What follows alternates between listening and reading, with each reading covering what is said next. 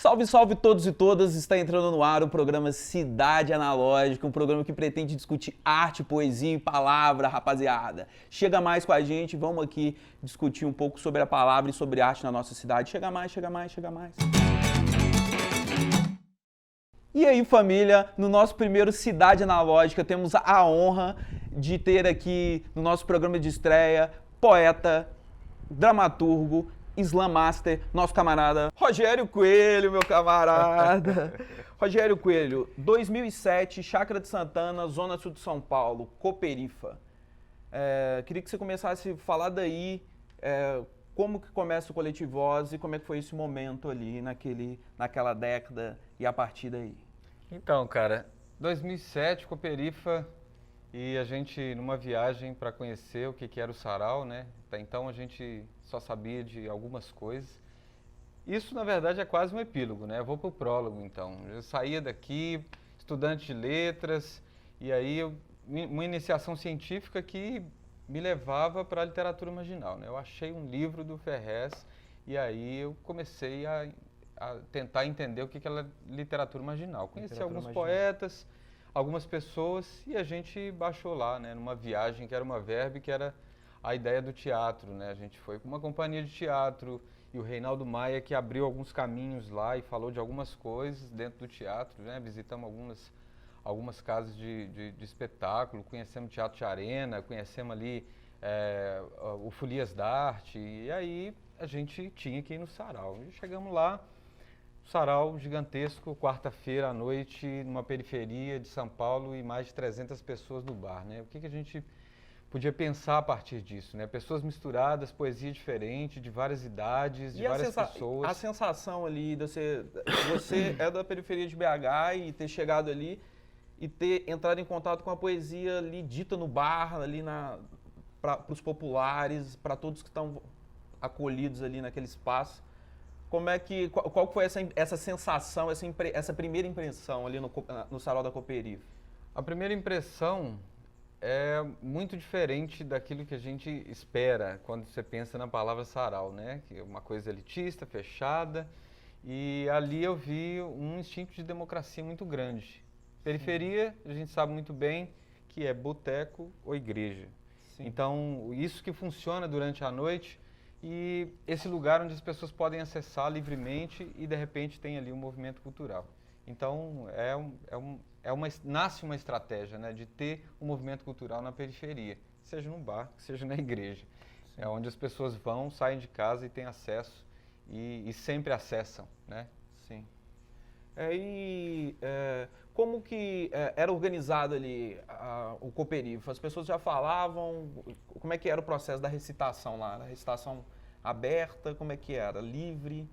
A gente traz uma estrutura do Coletivose que a gente vai falar um pouco mais, mas que é a mesma... Que né, é o próximo passo dessa história, né? A Rose e o Sérgio têm esse instinto lá, pegaram essa manha de apresentar sempre a pessoa que vai ao microfone. Eu sempre achei isso muito importante, né? Desde aquele primeiro momento, quando vem uma pessoa e de repente a pessoa não é conhecida, né, na sua comunidade ou é conhecida por outras coisas e tal, mas no ato da poesia, quando tem um apresentador, e aí a gente retoma muito a ideia do MC, né, do sarau, né, do rap e tal, do movimento hip hop, aquele que apresenta, aquele que conta história, aquele que situa as pessoas que estão ali e apresenta alguém como se ela fosse a mais importante de todo o tempo na noite e a pessoa entra ali já apresentada, né? E muito importante que isso trabalhe um pouco da autoestima e desse conhecimento do bairro, porque às vezes o bairro também não conhece aquela pessoa como poeta, né? Não entende a pessoa como artista ali naquele momento, mas aí o bairro passa a ter entende que tem outras vertentes de atuação dessa pessoa, que ela pode ser escritora, ela pode trabalhar em outras funções. Uma pergunta que eu gostaria de fazer é do Zé Batidão para o Herculano. Como é que foi esse caminho, assim? Uma coisa que é tão importante, né? O Coletivose é o primeiro sarau com esse formato aqui em Belo Horizonte, né? Desde 2008 que é realizado e até hoje acontece os saraus, né? E como é que foi esse processo, esse início, assim? Ué, cara, imagina, a gente em 2007 era uma companhia de teatro e a gente teve essa impressão lá no bar. Por felicidade, o meu pai era dono de um bar e aí lá no bairro Independência, né, olhando para a Serra do Rola Moça, então não tinha muita movimentação cultural nessa época no Sim. bairro. A gente fazia alguma coisa na rua, na Vila Mangueiras. E aí a gente inicia com a ideia de fazer ali um sarau. Se vai dar certo, se não vai, a gente começou para se entender, para trocar ideia entre as pessoas que estavam ali, entre outros poetas, entre outros artistas, né, e levar diversas coisas. E lá no Zé Batidão a gente sentiu uma coisa muito livre, de muita aceitação, né, do dono do bar. Aquilo para o bar é muito bom, enche o bar de Sim. pessoas e de repente, né, Gera movimentação. gera movimentação, consumo e tal. E para além disso, eu estava em casa, né? Então, assim, de alguma forma era muito confortante, assim, né? Reconfortante de estar em casa e fazer um sarau ali no bar. E como a periferia ali no Independência, Mineirão, né, que é a quebrada, fundão do Barreiro, como é que a galera recebeu essa ideia de ter um espaço poético ali num lugar que tradicionalmente era... Não é que tinha outra finalidade, né? Mas que mudou a configuração, vamos dizer assim, né? Era um boteco, mesa de sinuca, né? E tira gosto e passa a receber outras modalidades assim, de atividades. Nesse tempo, depois, né, a gente costuma entender o que foi o movimento, né, um tempo depois, né? Quem falava isso já era o Eric Hobsbawm, né? O breve século XX, então de entender aquilo, se distanciar daquele tempo. E hoje eu vejo que a maior importância era a continuidade mesmo, a frequência com que acontecia e a segurança que as pessoas tinham de chegar lá e tal sarau acontecendo. Mesmo que uma, duas, três pessoas, se a gente não tinha um lançamento, era continuar, é atividade, né? É a repetição, né? A repetição sem repetir. Né? O que de certa forma, é religioso sem o sagrado, mas é religioso porque a gente pensa nesse momento de abrir, um momento que é uma celebração, né? A gente usa os mesmos termos da religião no sarau, né? Então isso se torna o ritual, né? Sim. Isso se torna muito próprio, né, de um ritual, né? Sim. As pessoas hoje estão estudando, né? Eu mesmo na minha pesquisa coloco esse impacto da palavra ritual no sarau porque prevê a reunião de pessoas, prevê uma oratória, prevê alguém que apresenta, alguém que fala, um começo, meio e fim, né? O lugar específico, o horário. Então tudo isso vai fazendo com que aquilo... E o ritual ajuda, né? De alguma forma, as pessoas a se encontrar, essa é uma palavra forte também, o encontro. Sim, o encontro. A se encontrar com algo que elas se identifiquem, né? E a gente já falou de bar e de igreja na periferia. Sim, né? aproveitando essa ideia dessa lógica que você veio me dizer que você está entendendo esse espaço como espaço do ritual. Então, se esse espaço é do ritual, a palavra, a oratória seria uma reza, seria uma oração desse culto, né? Dessa lógica, desse encontro, dessa reunião. E como é que se dava essa... individualmente, assim, a diversidade dessa poesia que chega no sarau. Assim. Desses personagens que vinham com as suas poesias, que outra hora estavam nas gavetas, que ainda não tinha coragem de expor esse material. E como é que se deu assim, essa chegada e essa diversidade? Sarau é litúrgico, né? A gente, nesse momento a liturgia, né? É colocar a palavra em ação, né? É o momento em que a palavra age ali. A famosa palavra-ação. Palavra-ação. Palavra-ação. Já fui tirar o nome da dissertação nesse lugar aí, né? E aí a diversidade é muito grande, né? Tanto do que a gente ainda continua fazendo. Quando a gente convida uma pessoa para vir o microfone, e às vezes ela nunca recitou no microfone, fala, essa palavra que está aí escrita no seu celular, no seu bloquinho de notas, ela pode ser oralizada e as outras pessoas... né, entender que você está compartilhando aquilo que até então você guardou em algum momento. Sim. E ela passa a ter uma outra estética com isso, né? A performance ao vivo, a palavra oral, ela tem esse poder de se usar de vários elementos, né, da sua expressão, da sua emoção, do seu movimento, do tom da sua voz, do seu timbre. Ela vai adicionando àquilo que está escrito diversas outras coisas que ela ali no papel, sendo lida num livro, ela não vai provocar. Sim. E nesse emaranhado de palavras, né, e de poesia, e o poeta Rogério Coelho, né? Como é que você se estabeleceu aí, né? Porque tem seus textos, né? Tem seu texto da dramaturgia, tem seus textos poéticos também, e quem escreve, escreve para muita coisa, né? Para outros trabalhos também, né? Que a gente acompanha a sua carreira e vê, né? O seu desempenho. Tanto em levar essa discussão para a academia também, né? Que você teve esse papel também, né? E como que você colocou sua escrita e como você percebeu a evolução da sua escrita nesse universo que trabalha a poesia numa lógica um pouco cotidiana, porque o sarau ele tem a sua frequência, né? Esses encontros, eles acontecem e te provoca e gera outras provocações poéticas, né?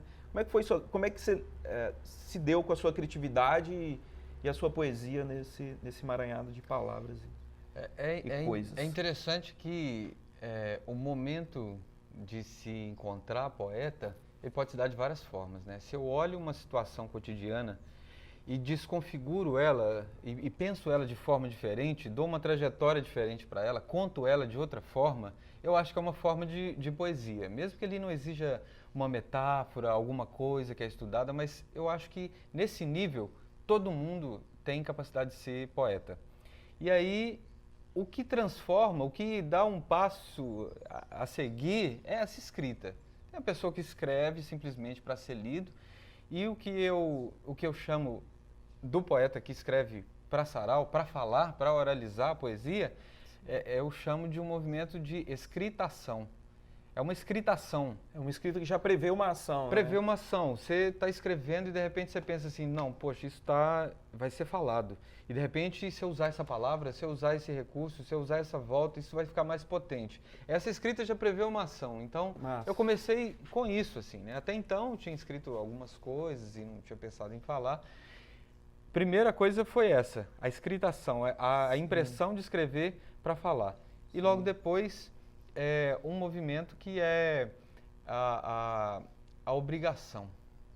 Sim. Parece que a gente, enquanto articulador de sarau, parece que a gente, enquanto aquele que promove o espaço para que as pessoas falem, né, para que as vozes sejam ouvidas, né? Sim. E muita gente confunde essa coisa, né, de dar a voz, né? Ninguém dá a voz a ninguém. A voz já existe e a gente abre espaço para que essas vozes sejam ouvidas. E cada um desses espaços permite mais a proliferação dessas vozes. Essa coisa da obrigação é uma coisa que tem me perseguido. A gente sempre brincou, né? Falando assim, pô, como é que você escreve um texto de teatro? Como é que você escreve um poema? Eu falo, quando o telefone toca. E fala que é agora, a hora é agora. Você tem data limite, o sarau tá chegando na quarta-feira, poxa, você não escreveu nada. E você tem uma obrigação ali para escrever, que você auto se obriga. E aí que tá uma provocação até que o programa vem trazer, né? Se essa poesia, ela é quase como uma crônica, né, do tempo, para tratar do tempo atual, como um pastel quente, né, uma comida quente, porque o poeta ele está sempre atento, né, ele é uma grande antena que está atento a tudo e a todos, inclusive a questão política, né, da cidade, do trabalho de ser poeta, né, que a gente vem falar tem que escrever para amanhã, tem que escrever para a próxima quarta, ou para o próximo trabalho. Isso traz, o cotidiano fica como matéria poética, ela vira uma matéria criativa. Essa ideia do tempo... Do poeta operário, né? Do poeta operário, né? Do poeta que ele tem a obrigação, né, de escrever, né? Uma obrigação que na verdade, ele... No meu caso, né, muitos têm várias opiniões, mas no meu caso eu acho que é uma obrigação que revela esse ofício, né? O ofício de ser poeta. Você não pode deixar passar despercebido simplesmente. Porque se você não escreveu sobre uma situação ali, outra pessoa vai escrever e de repente você fala, por que eu não escrevi aquilo antes? Pois é. Né? E aí você tem a oportunidade naquele momento de criar uma outra imagem, né? O Manuel de Barros, ele fala dessa criação, desse instinto da imagem, né, que precisa ser desconstruída ali, né, naquele movimento, né, você desconstrói descrevendo a imagem. E esse é um ofício do poeta, assim. Eu acredito, a gente está falando do Cidade Analógica, né, e aí uma palavra que fica na minha cabeça sempre, né, desde os aprendizados com Brecht, que era um anacrônico, né, eu entendo que o sarau tem um movimento anacrônico, porque pega coisas do passado, né, e de repente coloca ali, e de repente reatualiza para aquilo que a gente está vivendo, né, pega guerras do passado, e aí a gente vai olhar hoje, né, naquele mesmo contexto, as mesmas formas de chegada, de opressão, de impressão daquele movimento estão sendo reconfiguradas nesse presente. E eu brinco muito com a palavra diacrônico, que foi um poema que eu escrevi para você, né? Para o seu disco, pro disco, né? Apologia à Leveza. Que é saber de todo esse movimento, é considerar o passado com todo esse movimento até o presente momento, né? Como é que eu vivi o meu dia, o meu movimento até eu chegar no sarau e fazer essa leitura toda e conseguir fazer com que o poema, que é o resultado, o produto que está ali, reatualize, né, o seu passado, o seu dia, a sua história, a sua vida. E esse eu acho que é um movimento interessante para a gente pensar o tempo, e o tempo do sarau, e o tempo do discurso no sarau. Sim. Eu queria que a gente pensasse também aqui como é que esse poeta que a gente está falando, que ele é operário, ele está no cotidiano, numa relação quase crônica, né? Não é uma relação quase não, uma relação crônica com a palavra, né? Como que a cidade, como é que se dá essa relação poesia-cidade, né? Como essa cidade cuida dos seus poetas, como que esse operário da palavra se estabelece numa sociedade que poesia não dá dinheiro, né? Cada vez mais se compram, eu não sei se poesia não dá dinheiro, mas cada vez mais esse profissional, esse artista é menos valorizado do seu papel, né? A palavra está exacerbada, né, no nosso tempo agora, né, já que a gente está falando do crônico, né, desse tempo. A internet fala muito, né, se fala muito hoje. A palavra perdeu a minúcia? Você acha que ela perdeu nesse grande mar de palavras? Ou isso é perigoso falar? Tem muita coisa aí, né? Vou retomar um pouquinho aqui, porque eu acabei de ter um déjà vu.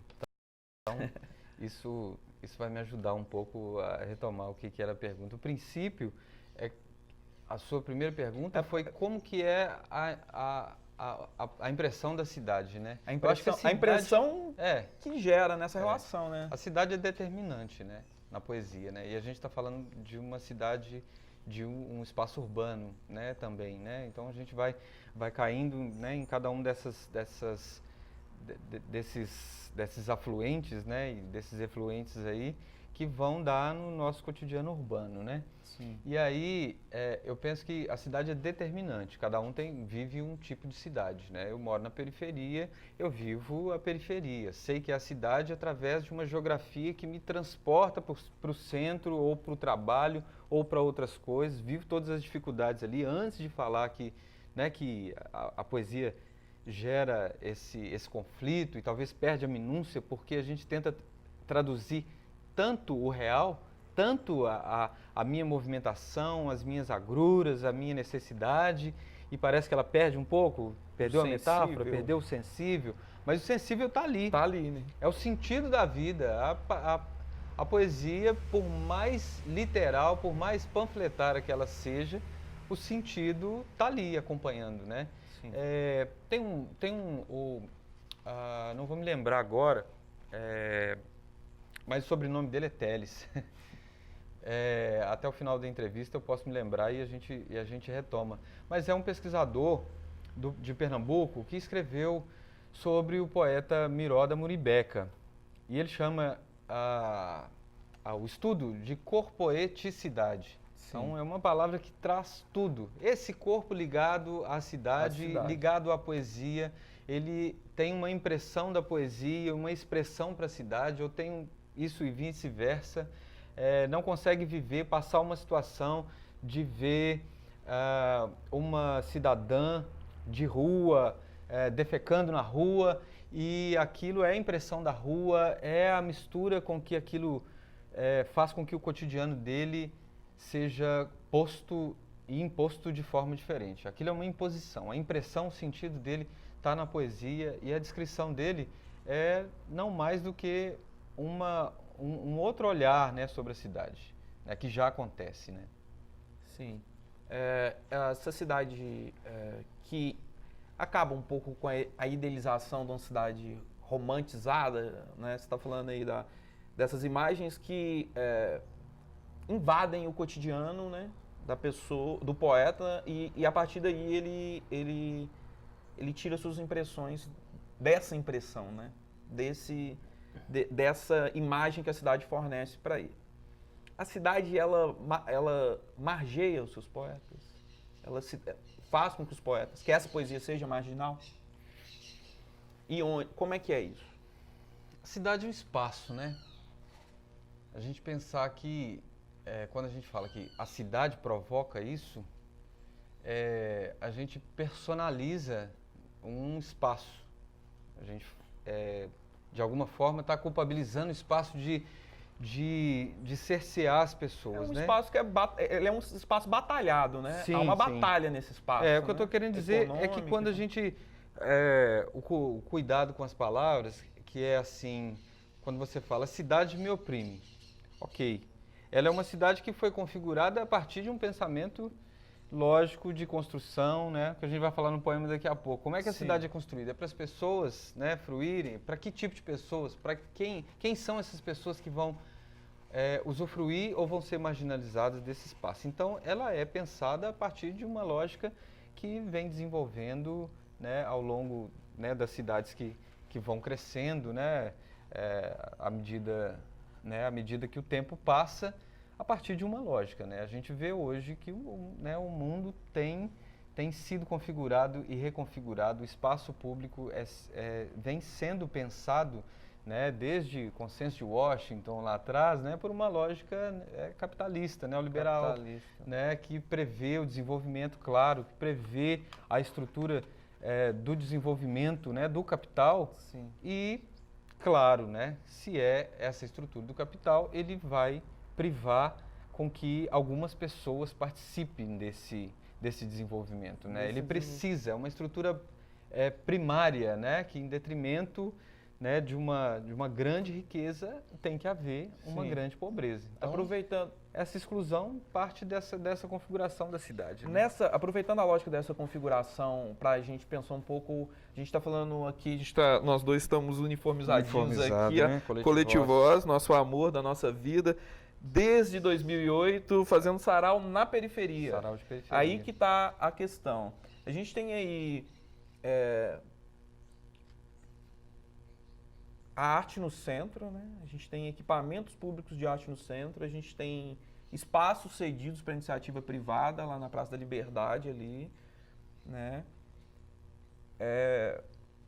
E em contraponto disso tem um movimento de saraus aí, voltando aos saraus, que quer falar dessa poesia vista pela ótica de quem está na borda da cidade, de quem está afastado, de certa forma, dessa lógica. Tanto no consumo da arte, como na própria apresentação do espetáculo, né, que pode vir daquilo. Como é que você entende aí essa lógica do poeta que está olhando a cidade por essa borda aí? A gente, talvez por estar muito viciado em falar do poeta da borda, a gente acaba... quase que tudo que a gente vai dizer sobre poesia é sobre esse poeta que está na borda, né? Sobre esse poeta que a gente conhece nos saraus, que vai ali, né, nos saraus, que tem uma atividade com rap, que escuta muita coisa que é dessa literatura marginal, né? Então a gente já é um recorte viciado, né, nisso, né? Sem dizer que existe todo tipo de poesia, existe muita gente que faz poesia na cidade, né? Então, mas falando desse recorte, né, falando dessa galera que é o público dos saraus de periferia, tem se criado e recriado formas, né, de entender essa poesia, tem se institucionalizado essa poesia de alguma forma, né? Essas pessoas começam a surgir e aí esses movimentos começam a aparecer, né? Sim. Começam a dar as caras e começam a ocupar outros espaços. Outros espaços. Né? E essa ocupação de outros espaços, por vezes, vai incomodar, né, o poder público, vai incomodar as grandes instituições, porque tudo é contra tudo isso que a gente fala. Não é contra tudo isso, né? Na verdade, o lugar da inclusão, né? O lugar da inclusão social, da inclusão da poesia, dessa inclusão geral, é a necessidade de fazer essas pessoas entender que algumas pessoas também podem estar naqueles mesmos espaços, né? Então, é uma briga por inclusão, né? E aí, com isso, vem a poesia, né? Sim. Aí, 2008, 2009, 2010, 2011, 2012, 2013, várias movimentações de saraus, de poetas aí pelo Brasil inteiro, né? Com os nossos parceiros aí do Poetas Ambulantes, né? Que eu quero chegar até na figura do Thiago Peixoto, né? Que é o organizador do Slam, do 13, né? E, a partir daí, começou essa história do Slam. Gostaria que você explicasse um pouco o que é o Slam, né? O nosso Slam, que é o Slam Clube da Luta, o primeiro aqui de BH e de Minas Gerais, né? Apadrinhado pelo Thiago Peixoto. E como é o Slam? O que é o Slam? Como é que você tem visto essa cena? Então, o Slam começa em 2014, Slam Clube da Luta, né? Nós estávamos lá em São Paulo, vivendo toda aquela coisa. O Thiago Peixoto foi passando alguns toques e a gente, né, chegou a trazer para cá, resolver iniciar, né, um Slam na cidade, para ver como é que era isso e tal, ter uma experiência, né, e tal.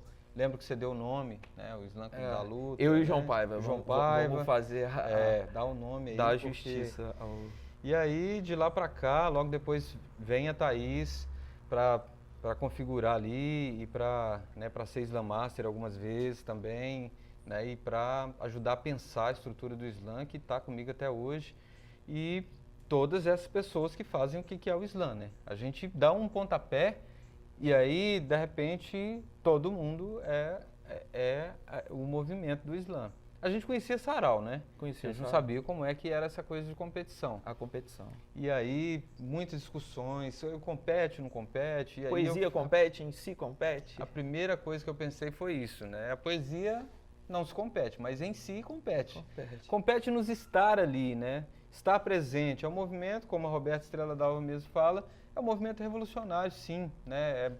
Mais uma abertura de espaço para que as pessoas estejam lá, afirmando, colocando a sua voz e se reinventando. Porque eu sempre digo que no Slam a gente não compete com o outro. A gente fica até meio bolado, pô, fulano ganhou e tal, sim. Mas ela compete consigo. Sim. Poxa, eu vou buscar uma performance diferente, eu vou escrever diferente, eu acho que isso aqui tem um impacto. E a performance é o momento máximo mesmo do Slam, né? Em todos os sentidos. Eu queria fazer uma provocação no sentido de que já há uma competição, né, humana, assim. O capital impõe também, a busca pelo recurso impõe uma competição, né? E você acha que como balancear a competição, essa criação, quando se cria expectativa, né, ali de um jovem, de uma jovem, para chegar até aquela conquista ali, sendo que um vence, nem os outros não, né? Como é que você sente esse calor aí dessa febre aí, que todo mundo quer ganhar, né, no final das contas, mas não é todos que vencem, né? É interessante esse negócio da competição, porque no filme mesmo, Slam, Voz de Levante, da Roberta, ela vai até o criador do Slam, que é o Mark L. Smith, e aí ele pega na mão dela, e aí começa uma quedinha de braço, né? Ele fala assim, olha, isso aqui é competição, mas nós estamos brincando. Então, as duas coisas estão ali. E o que eu acho que é mais impressionante, assim, no movimento, né, de poesia, né, que é o Slam, não é nem a competição, que já isso, né, estudar antropologicamente, assim, para falar da competição humana, né, a gente vai chegar em várias coisas.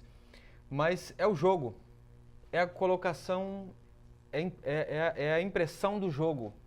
quando você joga com alguém, seja no teatro, seja nas cartas, seja em qualquer lugar, a impressão do jogo que impõe alguma regra, alguma coisa para participar, isso automaticamente inclui as pessoas, né? Inclui todo mundo.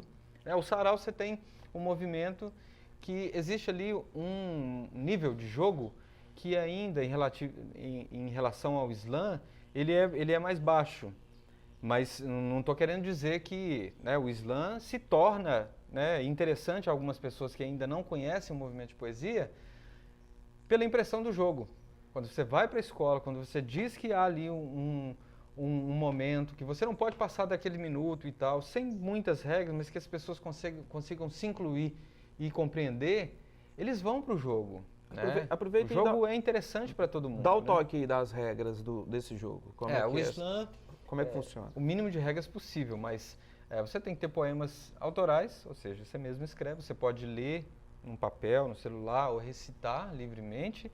Não pode usar figurino, ou elemento de cena, ou acompanhamento musical. Você tem o corpo e a voz, né? Nada que se configure como um elemento. Você tem o corpo e a voz. Então, restringe essas coisas para que a gente não crie hipertextos e aquilo não vire um outro espetáculo. Então, a pessoa é a promoção da palavra oral. Né? Então, são escolhidos jurados no momento, que já é mais um passo do jogo. Né? Se a pessoa é jurada, ela presta atenção. Que nota que eu vou dar? Né? 0 a 10 com décimos, são 5, e aí tira a maior e a menor, e a soma das 3 é que é a nota do poeta ou da poeta.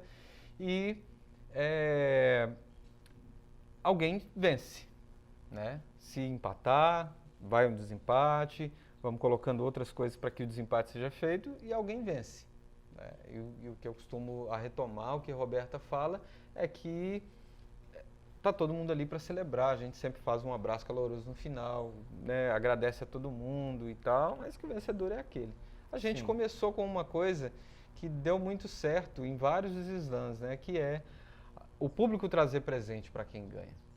Então, isso já trouxeram várias coisas assim, né? No movimento de trazer, né? As pessoas colocam ali cigarro, e eu já brinco hoje, gente, dinheiro também vale, o poeta gosta de dinheiro. O poeta tem que pagar passagem. Tem que pagar o busão para voltar, apesar de que ele vai, né, comprar uma cerveja e vai voltar de pulão. Vai voltar de pulão.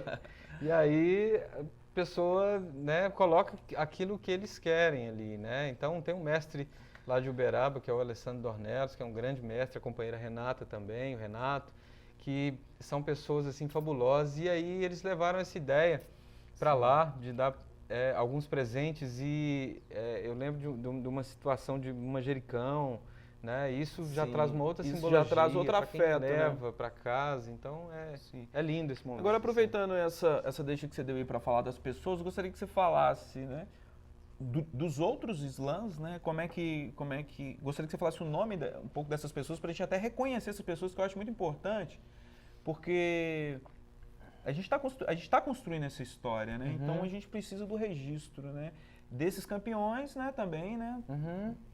Os nossos campeões, e como é que tá os próximos passos aí.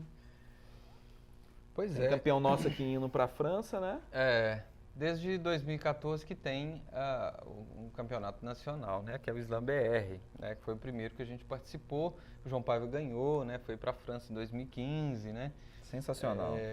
A gente duolaria para a França. Duolaria para a França, né? Logo depois outros poetas foram, né? Parece que o Lucas Afonso em São Paulo, e aí depois a Luz Ribeiro, e aí a Bel Puan, que é de Pernambuco, e esse ano a Pieta, que é daqui, venceu o Slam MG, que é o Slam Clube da Luta que organiza. Sim. Né? A gente teve esse ano 20 slams, dos afinal, quais participaram 16 na final. A final foi no Sesc, né? A final foi no Sesc, nós fizemos no Slam, né, que é a nossa casa parceira, né, sempre assim, o Teatro Espanca, né? Que nos abriga, assim. E aí esse ano participaram 16, fizemos eliminatória no Teatro Espanca e o Slam MG no Sesc Paládio. Bom, lembrar de todo mundo, vamos lá, né? O Slam Clube da Luta, né, que faz no Teatro Espanca. Sim. Slam do Viaduto para cá, que acontece no Viaduto das Artes lá no Barreiro, né? Barreiro. O Beluca puxa, né, mas com a galera ali. O Slam das Manas, né, que acontece geralmente no CRJ, e tem várias outras atividades também com a coletiva Manas, que é muito importante a movimentação no centro. O Slam Avô Amor, que é puxado pela Joy, Né? e aí tem, né, do Coletiva Voante também, né, que acontece na escadaria ali na Elza, né, escadaria ali do metrô. Lá na Elza, né? Lá na Elza, né. Em Venda Nova, os Lanternas, Digô, né, camarada puxando. Digô. Ano passado teve um pouco mais distante, mas esse ano aí, né, prevê esse retorno, né. O Slam Trincheira, que é lá no Barreiro, começou lá no Coletivós, né, e a gente... Começou lá na Casa de Cultura, né? Casa de Culturas, tão sonhada Casa de Cultura Coletivós, mas que um dia, né, volta a ser um dia a gente tem dinheiro. E aí, o Slam Valores, que acontece no Valores de Minas, essa escola de arte, né, estadual, que eu trabalho, né, até hoje. Então vamos para os interiores. Uberaba, Slam Ondaka de poemas curtos e Slam Ondaka, né, de poemas até 3 minutos. Slam Abaeté, que não é de Abaeté, é de Uberlândia. Né? Slam do Amor, que é em Uberlândia, que é Uberaba também, né? O Wellington Sabino, o Edson Militão, né? Outras pessoas, aí já deram 10. Indo lá para Juiz de Fora, o Slam da Ágora e Batalha Poética da Ágora, né? Que o Eric, né, puxa lá. Em Timóteo, a Rua Declama. A Rua Declama. Que é feito num coliseu lá na cidade, muito né? Massa, né? E tem essa ideia. O Slam Rosa do Povo, que é lá em Itabira. Amanda, hoje, que era uma das alunas, uma das Drummondzinhas, né? As Drummondzinhas. Que, já tinha um trabalho com poesia lá. dos Drummonds lá, né? Sim, sim. O Slam de Vespasiano, né? Que deu uma parada, né? Mas que a verdade seja dita, lá em Vespasiano. E aí apareceram outros, né? Vamos para Conselheiro Lafayette, que é o Slam Ativista, né, em Lafayette, o Tijá, né, entre outras pessoas, a Isabela, Slam Aqueuí, que é de Viçosa, Teófilo Otoni, Slam Recitando Vidas. Que massa, hein?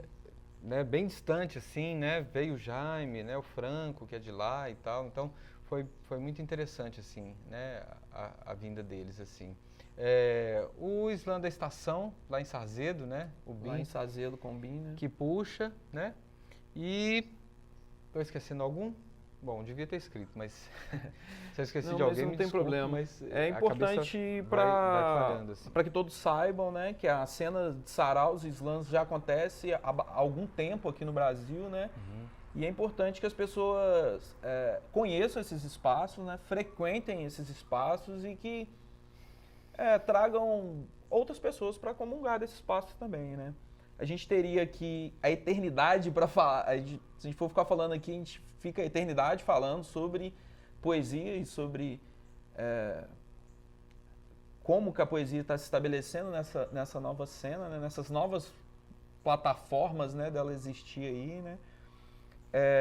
Esse programa aqui, ele tem a ideia de sempre trazer uma provocação, e a provocação que eu trouxe como poeta residente desse programinha é uma poesia que trata sobre a cidade, um pouco inspirada na sua poesia, A Cidade, né? Que eu gostaria que você falasse um pouco de como que você escreveu, qual que é a sua ideia, para a gente, na sequência aqui, já ir para a sua poesia gravadinha e bonitinha.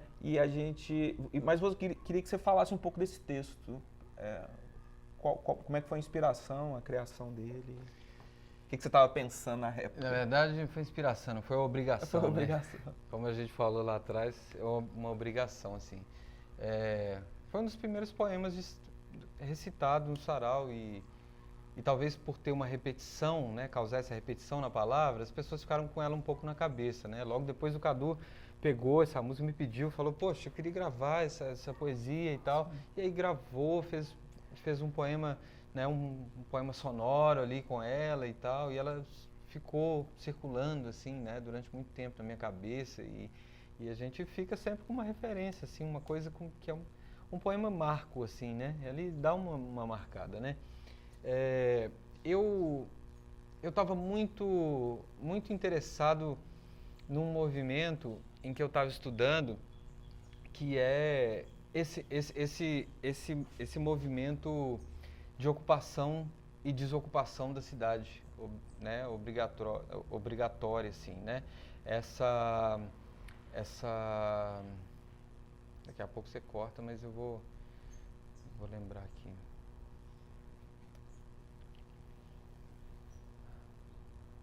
Ah, tá. Então, pensando a gentrificação, né, que é esse movimento em que a população das margens ocupa determinados locais centrais, né, que até então estavam desativados, e a gentrificação é essa expulsão dessas pessoas, né, essa pulsão dessas pessoas para onde eles deveriam estar, né?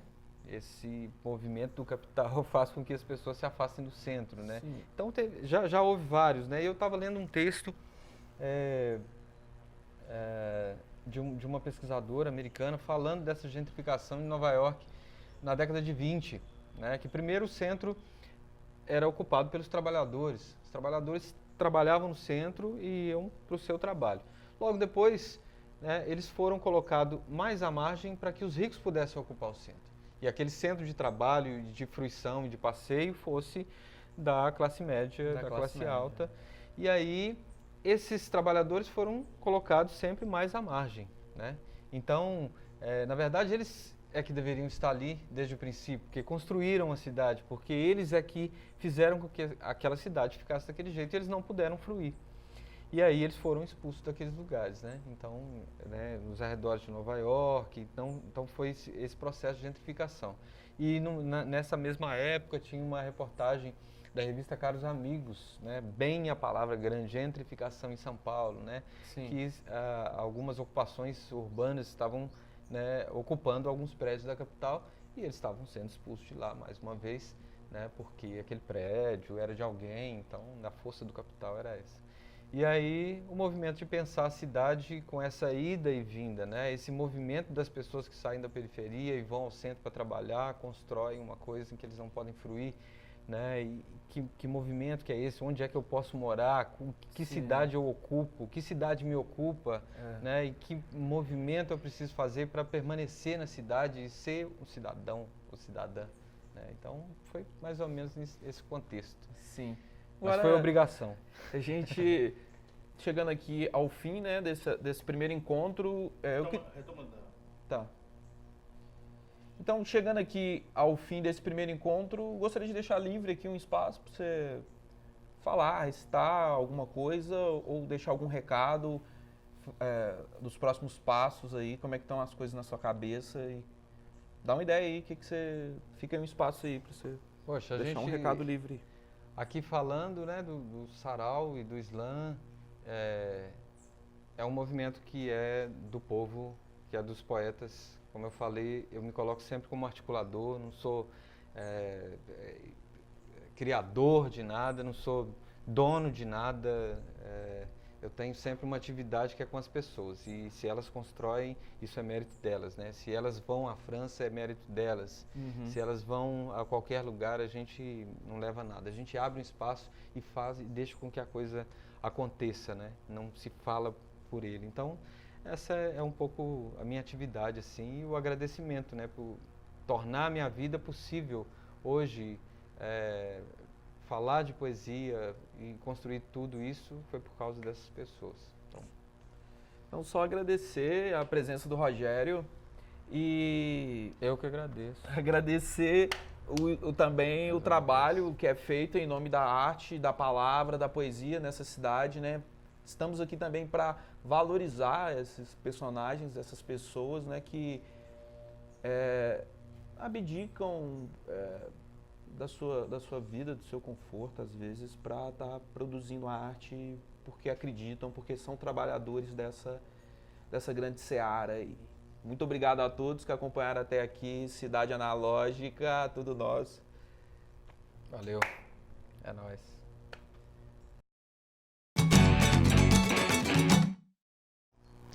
Ah, cidade. Ah, cidade. As crianças no chafariz da praça e a inveja alheia que os olhos desperta. A cidade, ácida, a cidade, ácida, a cidade tão violenta, ácida de tão violenta, ácida de tão violenta, dispara pontapés e solavancos convulsos no trabalhador, que que trabalha a dor com sorriso torto de artista? Ah, cidade tão violenta! Escravam-nos nos ônibus, inscrevem-nos nos ônus, inscrevem-nos de ônus dos desesperados autônomos com sorriso torto de artista. Ah, cidade tão violenta! Levanta-te, paraplégica cidade. Impossível? Levanta-te, preço, abuso, especulação, milagre.